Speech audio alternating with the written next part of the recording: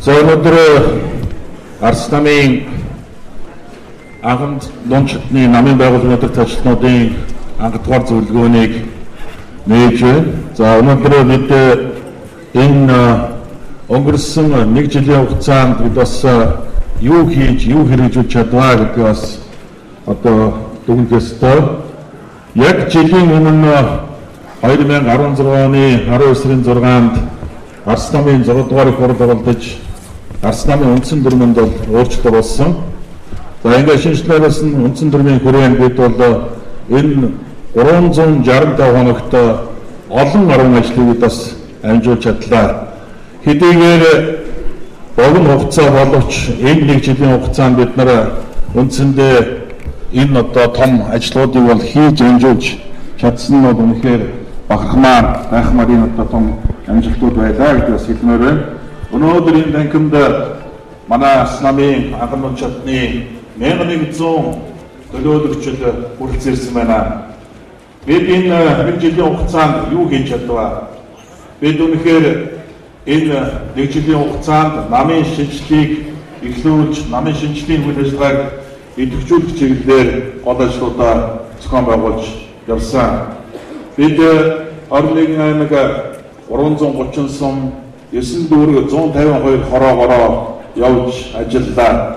Үндсэндээ бид нараа энэ жилийн хугацаанд Монгол орноо 4 удаа бүтэн доорж бүх аймаг сум дүүрэг хороодод хүрч ажиллах зорилгыг бол тавьж ажилласан. Бидний өнөөдрийн зөвлөгөөний гол зорилго юунд оршиж байгаа юм бэ гэхээр бид бодлого суурьтай, институтын соёлтой, иргэдийн итгэлийг хүлээсэн Монгол Улсын хөгжлийн бодлогыг тодорхойлох улс төрийн чадварлаг хүчирхэг хүчин байх энэ зорилгыг бол тавьж байгаа маань. Бидний гол зорилго юу вэ? Бид энэ гол бодлого үндсэн суурьтай суурилж бид өөрсдөө төлөвшөх ёстой, бид гишүүдээ ёстой. Энэ бол бидний гол зорилго байсан. 2016 оны 12 сарын 6-7-ны өдрүүдэд хуралдсан Арс намын 6 дугаар хурлаас бид үндсэндээ намын үндсэн дүрм тэр дотроо намын шинжилгээний гол зорилгыг бол тодорхойлохыг бол хичээсэн. Энэний үр дүнд бид нар бол ямар ч үсэн намын шинжилгээний маш том одоо үйл ажиллагаа давалгааг эхлүүлж чадсан. За үндсэндээ шинжилгээний зарчмуудыг таах нь дэлгэцэн дээр харж байна. Бид намын шинжилгээ яг юу хэлээд байгаа юм бэ? Бид үзэл баримтлагын шинжилгээг хийх шаардлага зайлшгүй байж байгаа. Үндсэн дүрмийн шинжилгээг шаардлага байж хүний нөөцийн шинжилгээ, санхүүгийн ил тод хариуцлагатай байдаг. За гишүүдийн оролцоо гэсэн үндсэн энэ гол зорилгоодыг бол тодорхойлохыг оролдож энэ чиглэлээр ажилласан. Яагаад шинжилгээх шаардлагатай болж байгаа юм бэ? Өнөөдөр Монголд улс төрийн хүчнүүдийн нэр хүнд улс орны нийгмийн эдийн засгийн үйл ажиллагаанд давцж байгаа оролцоо үнэхээр олон түмний монголчуудын хүссэн хүлээж байгаа хэмжээнд байж чадахгүй байгаа. Тэр дотроо Монголын улс төрийн түүхэн үйл явцад гол үүрэг гүйцэтгэдэг Арс намын өвчсөн энэ одоо тодорхойлт өгнөлт бас хамааралтай. Тийм учраас бид өнөөдөр энэ шинжил рүү зорж байгаа. Тэр дотроо Арс нам бол 2016 оны 6 сарын 29-нд ард түмнээс маш том үүрэг даалгаврыг хүлээж авсан.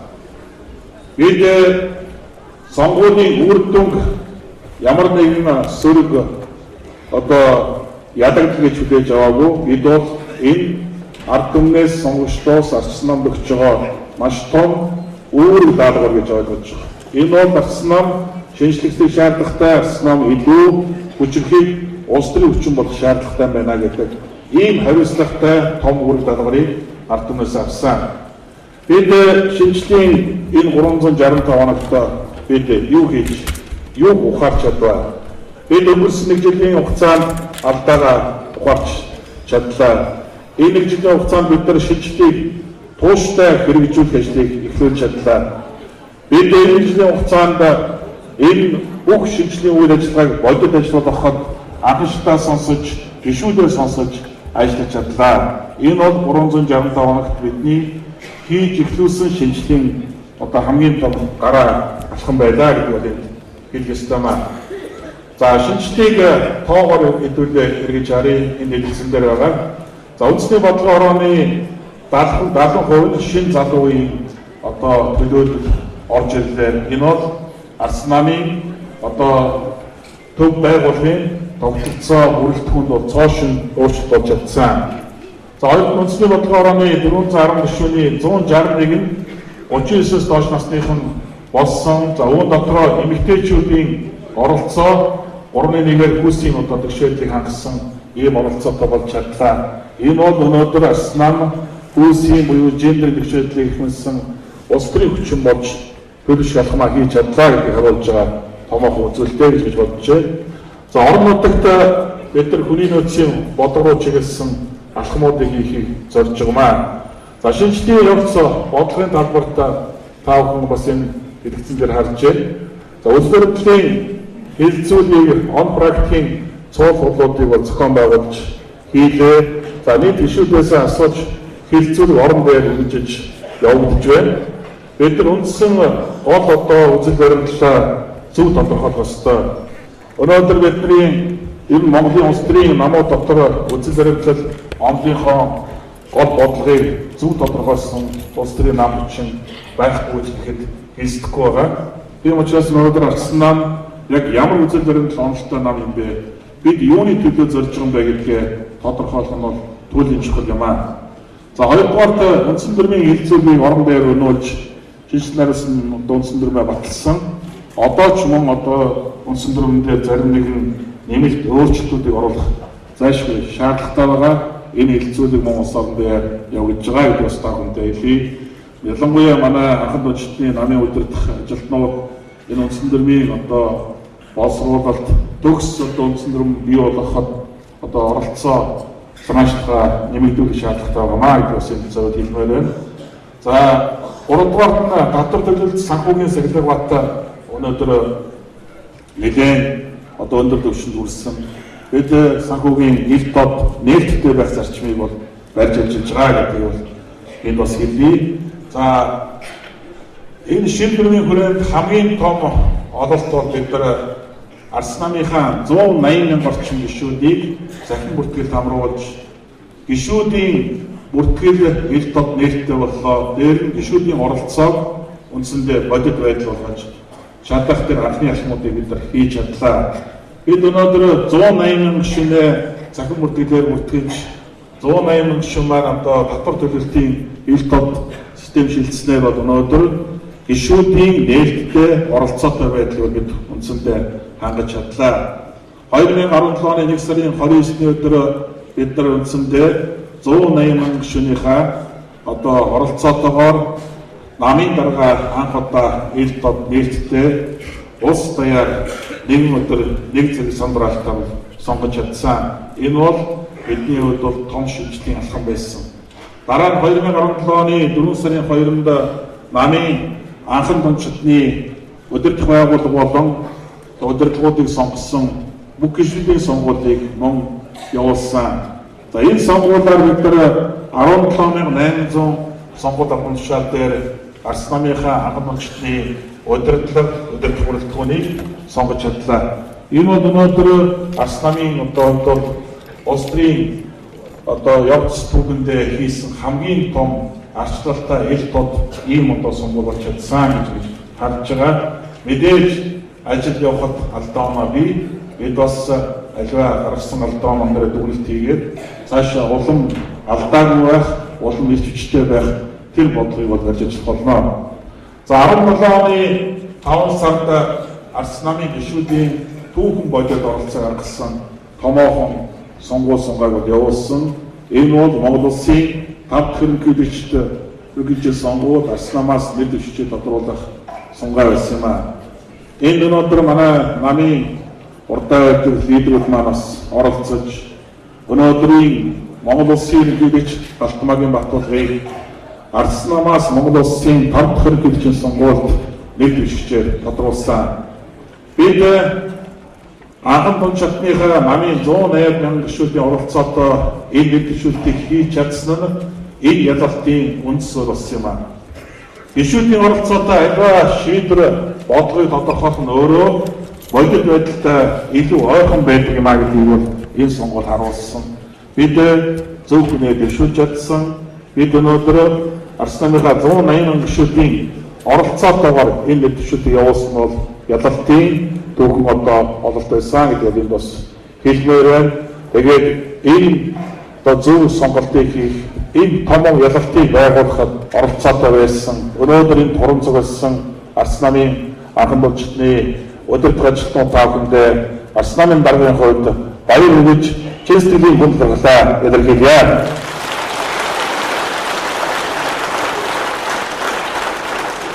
За бид дараа нь Монгол Улсын ерөнхий нэгжийн сонгуульд оролцсон.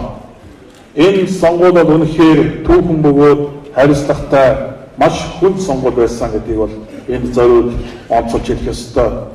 Төрийн бүх шатны байгууллага, эрх мэдэлтнүүд, дээр нь үйл шүүх, цагдаа, прокурор, хүчний байгууллагууд тэр чигээрээ өнөөгийн эрх баригчдын талд зогсож үйлчилсэн. Бид Арс намынхаа 180 гишүүн ард түмэнтэйг хамт энэ сонгуульд оролцсон. Сонгуулийн нээлттэй арга хэмжээндээр би нэг л зүйлийг онцолж хэлж байсан. Бид ялнаа. Яагаад гэвэл бидний талд Монголын ард түмэн байгаа учраас бид ялна гэдэгт итгэл төс байгаагаа илэрхийлж байсан. Үнэхээр энэ бол бодит үнэн байсан гэдгийг сонгуулийн үр дүн харуулсан. Хоёр шатны хоёр удаагийн сандралттай ерөнхий нэгжийн сонгуул анх удаа болсон. Хоёр удаагийн сандралтаар хоёуланд нь үнэлэхүү өндөр амжилтаар манай нэвтрэгч маань ялтаа болсон. Энэ ялалт бол өнөөдөр хэн нэгэн хувь хүний юм уу хэсэг бүлэг хүмүүсийн ялалт байгаа юм аа. Энэ бол Арс намын 180 гишүүн Монголын ард түмний Арс намдаа өгсөн итгэл сонголт байсан гэдгийг зориуд хэлмээр байна. Үнэхээр хүнд нөхцөл донд, үнэхээр боломжгүй нөхцөл дундаас энэ том ялалтыг байгуулж чадсан. Энэ бол Арс намын хувьд бол энэ 2016 оны тэр хүнд сонгуулийн дараа босч ирэх анхны босоод хэвлэл сэргээсэн үйл явдал болсон. Энэ бол үнэхээр Монголын ард түмэн Арс намд итгэл алдраагүй гэсэн том баталгаа болсон. Энэ бол бидний хувьд дараагийн 2020 оны сонгуульд амжилт гаргах анхны том гараа болсон гэдгийг энэ бас зориуд онцолж хэлмээр байна.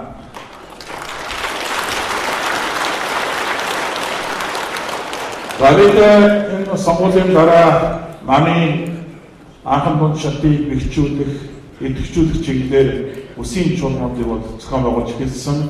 За өнгөрсөн онд бол та бүхэн хэлж байгаа зүүн бүсийн, оюун бүсийн хоёр томоохон одоо бүсгийн чуулгануудыг амжилттай зохион байгуулсан. За зүүн бүсгийн чуулган хэмтээ Бибтэр суманд 5 аймаг, 2 дүүргийн 1000 гаруй одоо гишүүд дэмжигчдийн оролцоотойгоор амжилттай зохион байгуулсан. Их эзэн Чингис хааныхаа төрсөн нутаг энэ одоо Хинтээ аймгийн Бибтэр суманд бид энэ зүүн бүсгийн чуулганыг амжилттай зохион байгуулсан. За дараа нь оюун бүсгийн чуулганыг үндсэндээ Өмнө Говь аймгийн Хаан хонгор суманд бол зохион байгуулсан. Үүнд мөн 4 аймаг, 2 дүүргийн 1200 гад гишүүд дэмжигчд оролцсон. Ийм томоохон бүсгийн чуулган болсон.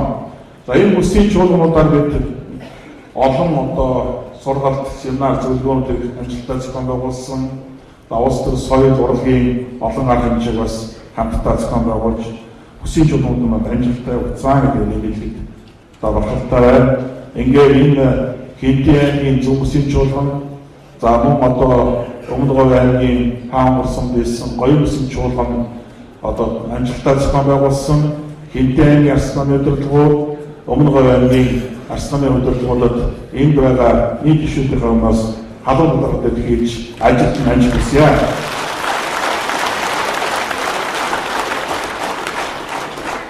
За бид 2017 оны 11 сарын 21-нд үндсэндээ Ардсан залуучдын холбооны удирдлагыг Ардсан залуучдын холбооны 90,000 гаруй гишүүний төлөөллөөс сонгосон. Энэ бол өнөөдөр бас улс төрийн нэг том соёл, улс төрийн том шинэ үзэгдлийг Арс нам Монголын улс төрийн түүхэнд бий болгосон.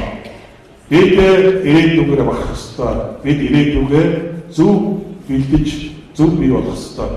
Өнөөдөр залуучуудын төлөөллийг зөв төлөвшүүлж улс эх орныхоо ирээдүйд тэдний гарт итгэлтэй найдвартай хатгуулах нь та бидний үүрэг юм аа. Тийм учраас бид өнөөдөр энэ одоо залуучуудынхаа одоо сонгуул сунгааг амжилттай зохион байгуулсан.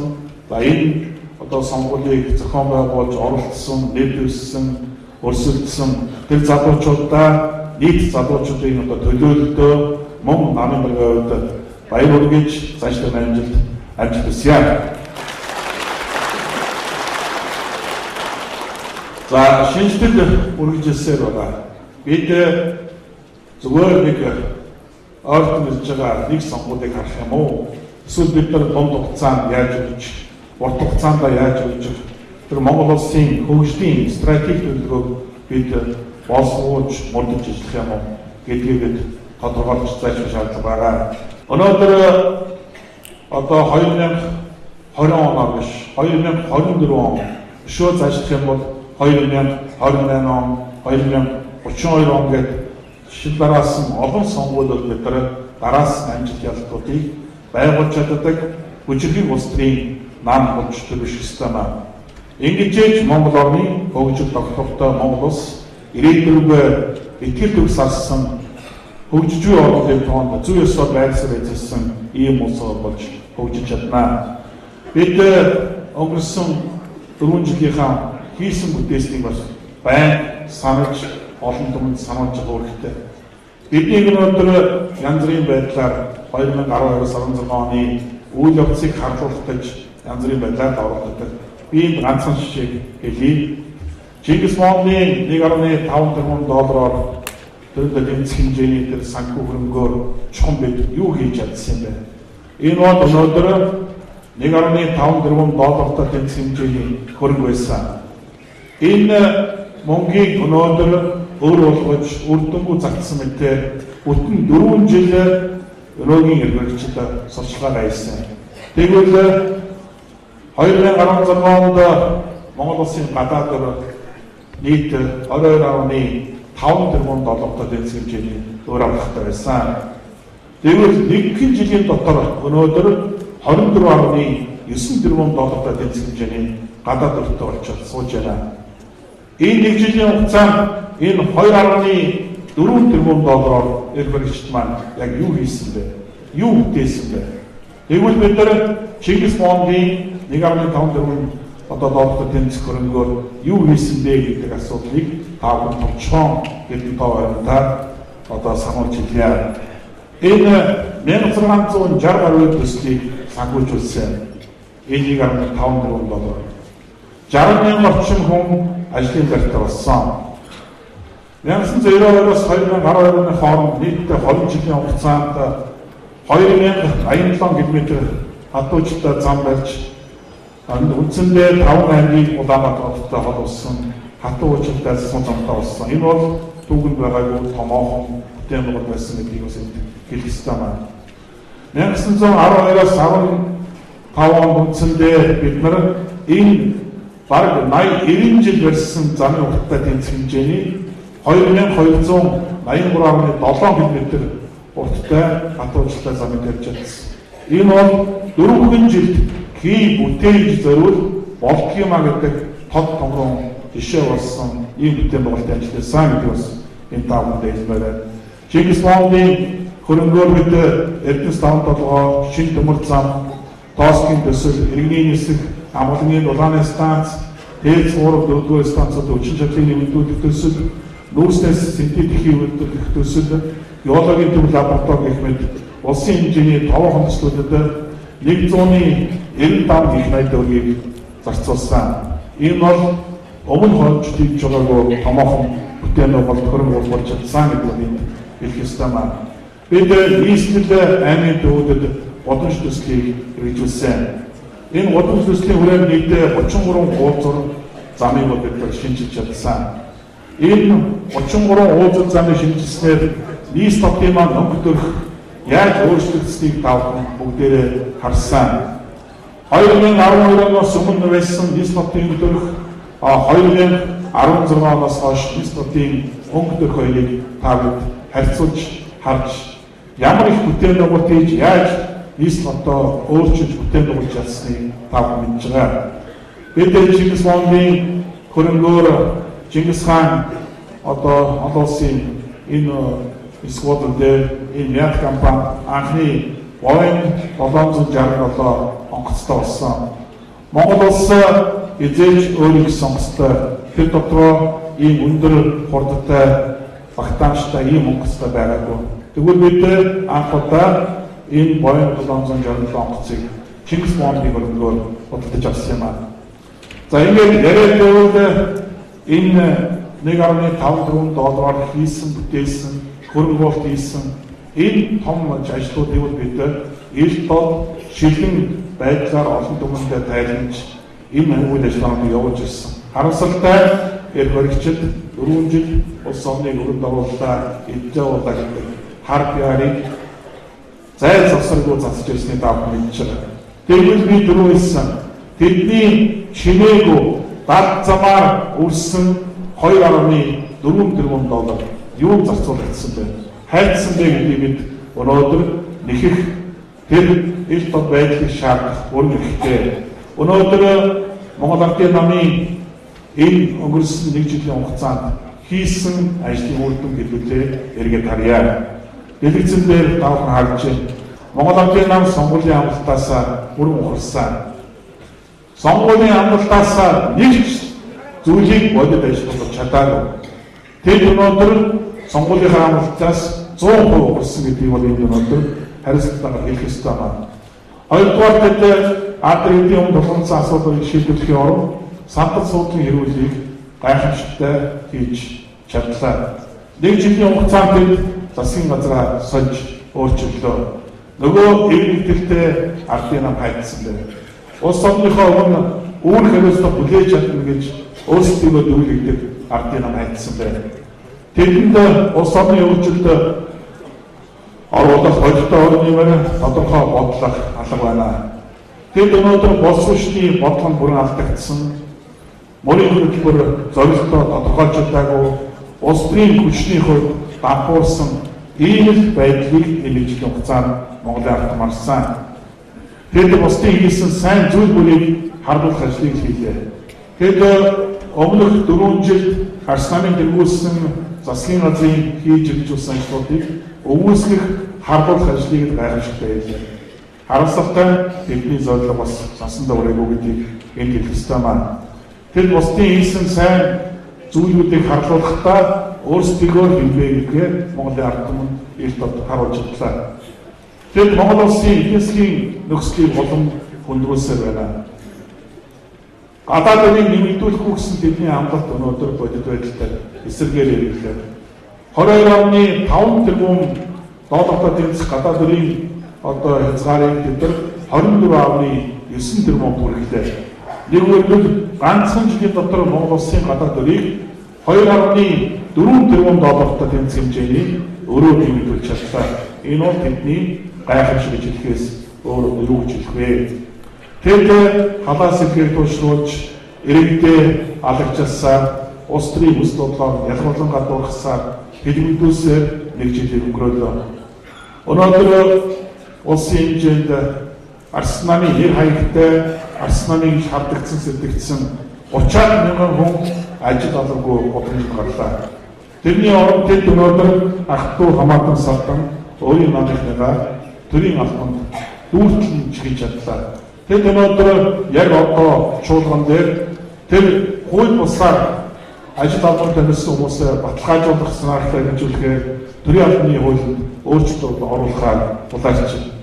Бид тэрнийг эсэргүүцэж байгаа тэд мэдээж олонхороо хүч төрж энэ хуулийг батлах нь дамжиггүй маа. Тэгэхдээ Монголын ард түмэн хариуцлага тооцох цаг ирнэ. Бид ардсан нам өнөөгийн хэрэгжлүүд бас хариуцлага тооцох цаг ирнэ. Энэ цаг мөчид тэд ямар тайлбар хэлэх нь үнэхээр сонирхол байгаа маа. Өнөөдөр инфляцийг тавхан мэдж байгаа.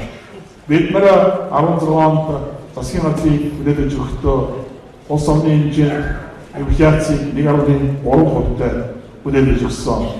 Бараг тэг үзүүлэлт рүү явж ирсэн инфляцтай эдийн засгийг өссөн. Тэгвэл өнөөдөр 1 жилийн дотор инфляцийг бид 5.6% болгож өсгөж чадлаа. Инфляцийг яаж хурдтай өсгөх болдгийг том жишээг бид нар бодит амьдралаар харуулж чадлаа. 18 оны төсвийн төсөөлд бид нар инфляцийг 8.2%-тай байхаар оруулж ирсэн. Бидний инфляцид чиглэсэн, инфляцийг өнөссөн эдийн засгийн бодлогыг нэг жилийн дотор үндсэндээ нурааж чадсан. Инфляц 2016 онд үлдсэн 1.3%-тай байсан. Тэгвэл өнөөдөр 5.6, энэ оны сүүлд ихэд 8.2%-тай байхаар бид нар төсөөлж төсвийн хуулиар батлууллаа. Гадаад нөлөөтэй харьцах Монгол төвийн ханш улам бүр суларсаар байгаа мэднэ. 2016 оны 6 сард $1 1964 төгрөгтөөр тэнцэж байсан бол ам долларын ханшийг өнөөдөр эрх баригчид 520 төгрөгөөр солруулж өнөөдөр 2450 орчим төгрөгийн ханштайгаар өнөөдөр байж байна. Орон үед 2700 хүртэл энэ долларын ханшийг эдгээр савлуулсан. Өнөөдрийн Монгол банкны удирдлагатай харилцах тооцоостой бид мөнгөний бодлогыг зөв барьж чадсангүй.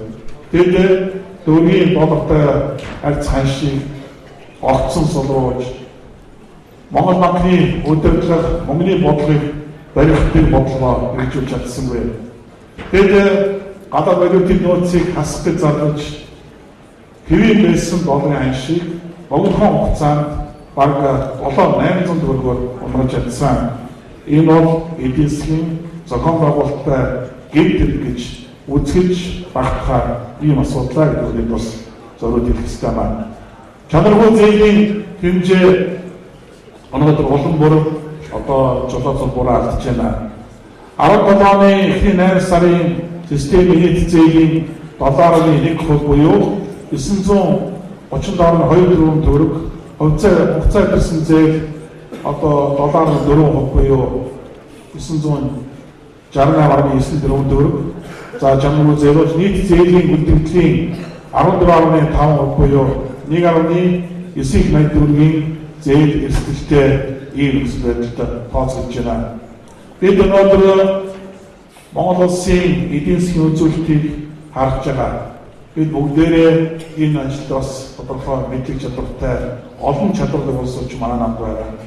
Бид эдийн засгийн бодит үнэлгээг чадвартай улс төр өгч байна. Тэгвэл өнөөдөр эдний ярьж байгаа эдийн засгийн үзүүлэлт дотроос ганцхан зүйл ялаж байгаа. Тэр нь юу гэхээр эдийн засгийн өсөлтийг 5.3% өгсөн ийм л үзүүлэлт байгаа. Энэ үзүүлэлт нь өнөөгийн хэрэгжлийн хийж бүтээсэн баялаг бий болгосны үр дүнд бий болсон үзүүлэлт биш юм аа. Энэ эдийн засгийн өсөлт 5.3% өгсөн энэ 4% өссөн үзүүлэлт бол гадаад зах зээл дээр Монгол улсын эдийн засгийн гол долгуур болсон уул уурхайн түүхийдийн үн өссөнтэй шууд холбоотой юм аа. Нэгдүгээр уул уурхайн түүхийдийн өсөж Монголд орж ирэх мөнгөний урсгал нэмэгдснээр өнөөдөр энэ эдийн засгийн өсөлт бол бий болсон.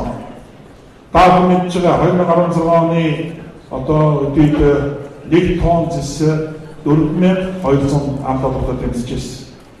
Өнөөдөр 1 тонн зэсийн үн $6,800 болсон. Өнөөдөр алтай төмрийн өдөр нүүрсгээд Монголын эдийн засгийн гол тулгуур болсон уул уурхай бүтээгдэхүүний бүх үн бол өссөн үзүүлэлттэй байгаа. Энэ бол өнөөгийн хэрэгчдэд нэн таатай боломжийг олгосон. Харамсалтай хэрэгчид энэ боломжийг ашиглаж чадсангүй. Тэд өнөөдөр олсон давсан орлого болгоны нөгөө л сурсан зангаараа халуун хэлбэрээр нийгэм цацаж үр дүнгүй хөрөнгө оруулалт хийж өнөөдөр улс орны эдийн засгийг улам бүр муудах байна. Тааван санаж байгаа бид олон бондын хөтөлбөртэй байгаа.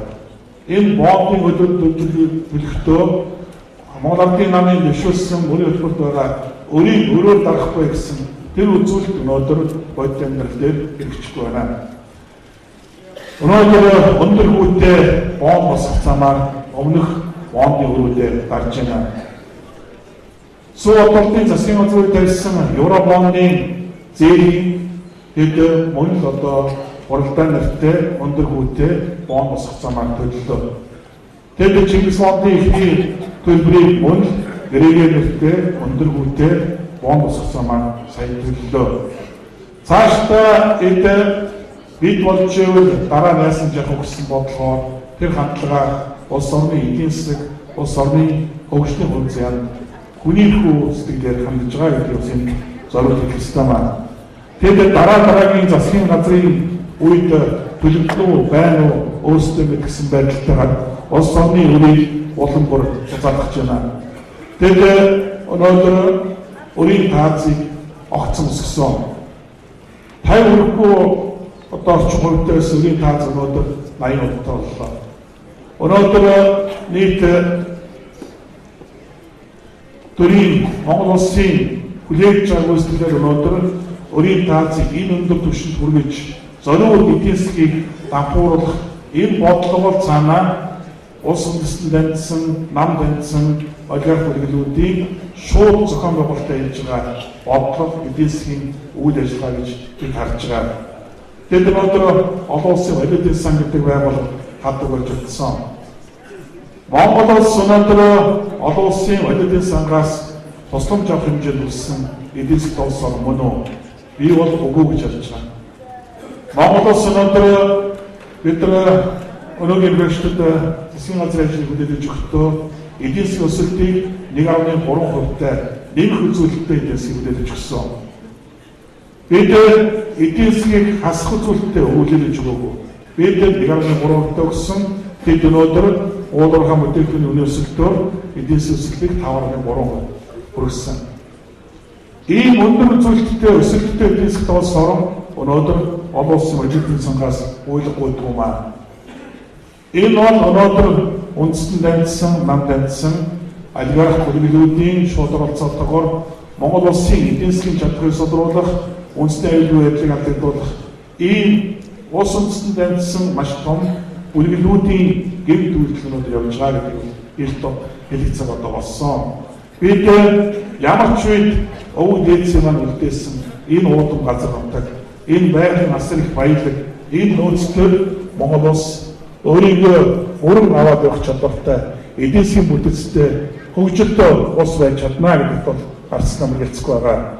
Тийм учраас бид энэ үлдэж байгаа хугацаанд намынхаа бодлого шийдвэрийг зөв тодорхойлж, зөвний төлөө өөрсдөө бэлдэх, анхан үндэстнийхээ намын чадварыг хөгжүүлэх, энэ чиглэл рүү гишүүдийнхээ босгон мэдлэгийн дэвшлэх чиглэл рүү одоо гол анхаарлаа чиглүүлж ажиллах шаардлагатай гэж харж байгаа маань. Арц нам шинжилгээс шийдвэр рүү явж байгаа.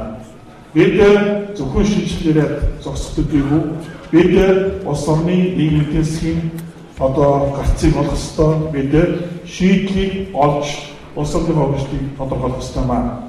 Арц нам үргэлж шинжилгээний анхдагч байсаар ирсэн. Бид санаачлагч байж чадсан, бид бүтээгч байж чадсан. Цаашдаа ч арц нам тийм байж чадна гэдгийг эргэлздэг маань. Арц нам дотооддоо шинжлэгдэх, иргэд улсын орныхоо болгоомжсон асуудлыг шийдэх, хөгжлийн бодлогыг олсруулж, гарцыг тодорхойлох түүхэн ажил явуулсан улс төрч юм аа. Үүний төлөвлөлт өнөөдрийн зөвлөгөөнийг хийж байна. Энэ зөвлөгөөнөөс олон шин санаа, олон шин бодлого урган гарна гэдгийг хэрэгцэхгүй байна. Бид удирдлагчдын зөвлөгөөний гол одоо үндсэн одоо зорилтуудаа тодорхойлох. Нэгдүгээр эвлэлийг эрхэлсэн, хоёрдугаар хамтын зүйдлийг дээдэлсэн, гуравдугаар бодлогын шинжилгээ хэлэлцүүлгийг өргөн бүрээд хийсэн, шийдвэр хүрэх үр дүнгээ зөв тодорхойлсон ийм зөвлөгөөн өнөөдөр болох ёстой гэж харж байна. Ингээд өнөөдрийн Арц намын анхан дундчилтны удирдах ажилтны улсын анхдугаар зөвлөгөөнд оролцож байгаа эрхэм журмын нөхөд таавхандаа хандаж хэлэхэд та бүдгийн оролцоо улам өргөн байх ёстой. Та бүдгийн энэ оролцоо арц намаас гарах бодлогын үндсэн үр дүнг тодорхойлох ёстой. Өнөөдрийн зөвлөгөө арц намын эх 2 жилийн ажлын үр дүн өнгийг тодорхойлсон ийм зөвлөгөө байх ёстой байна. Бид 18-19 оны үндсэндээ Монгол улсын хөгжлийн бодлогыг тодорхойлох, арц намын улс төрийн өнгийг тодорхойлох, арц намын анхан дунд чадвар чиглэсэн намын одоо аяныг эхлүүлсэн ийм зөвлөгөө болох ёстой. Энэ зөвлөгөө амжилттай болох ёстой. Энэ зөвлөгөөнөөс олон зүйлийг бид шинээр сэлж гаргаж намын хэмжээнд энэ ажлуудаа хийх ёстой маа. Ингээд зөвлөгөөнд оролцож байгаа нэг хэмжээний нөхөд таавдээ амжилт хүсье. Өнөөдрийн зөвлөгөөнөөр олон сайхан шин санаа, шин одоо түүхэн бүтээлүүдийг эндээс гаргана гэж эргэлзэхгүй байна. Таавдээ амжилт хүсье. Баярлалаа.